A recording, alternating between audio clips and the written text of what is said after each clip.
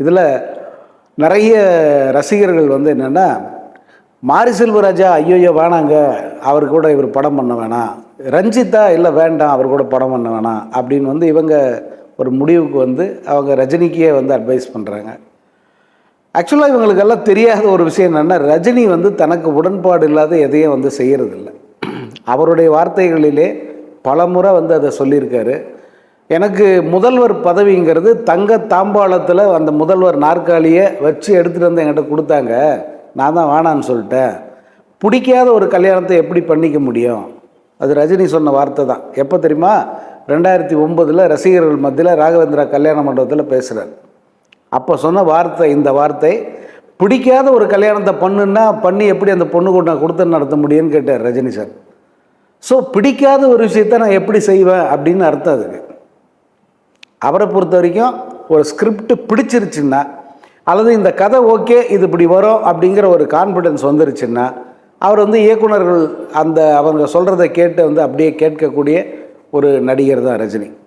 So இதுக்கு முன்னே ரஞ்சித்தோட 2 படங்கள் பண்ணாருன்னா, அந்த 2 படங்களின் கதைகளிலும் அவருக்கு உடன்பாடு இருந்தது. அந்த படத்தை எடுத்த விதத்தில் பின்னாடி எடுத்து பார்த்த பிறகு வந்து அதில் சில முரண்கள் இருந்தது வேணா உண்மையாக இருக்கலாம். அது ரஜினியை சொன்ன மாதிரி கபாலிக்கு வந்து தேடுறான் பொண்டாட்டி தேடிக்கிட்டே இருக்கான்னு சொன்னார். அந்த மாதிரி காட்சியை எக்ஸிக்யூட் பண்ண விதத்தில் வேணால் அவருக்கு சில அதிருப்தி இருந்து அதை சொல்லாமல் கூட தவிர்த்துருக்கலாம். ஆனால் ஒன்ஸ் வந்து அவருக்கு பிடிச்சி இந்த கான்ஃபிடென்ட் வந்துச்சு, நம்பிக்கை வந்துருச்சுன்னா ஓகே ரைட் போ கோ ஹெட் அப்படின்னு சொல்கிறவர் தான் சூப்பர் ஸ்டார் அவர்கள். அதனால் அதான் இப்போ அண்மை உதாரணம் என்னென்னா, அவரே சொன்னது தான், ஆர் சுந்தரராஜன் மாதிரி ஒரு இயக்குனர் கூட பணியாற்றுவது. அவர் ஒரு மாதிரியான டைரக்டரு, அவர்கிட்ட சீன்ஸ் இருக்கா, கதை இருக்கா, ஆனால் சீன் எல்லாம் ஒன்றும் இருக்காது அப்படின்னு சொன்னார்ல.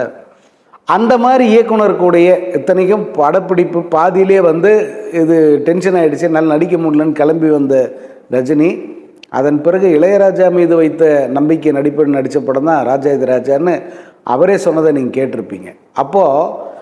இப்போது இங்கே ரஞ்சித்தா இருக்கட்டும் அல்லது லோகேஷ் கனகராஜ் ஆகட்டும், இவர்கள் ஒரு விஷயத்த சொல்கிறாங்க, அந்த டைம் அது ஓகே நல்லா வரும் அப்படின்னு தோணுது, அவர் வந்து அதை நடிக்க ஒப்புகிறார். உடன்பாடு இல்லாத காட்சி, உடன்பாடு இல்லாத வசனம் அதையெல்லாம் பேசக்கூடிய ஆள் கிடையாது ரஜினி.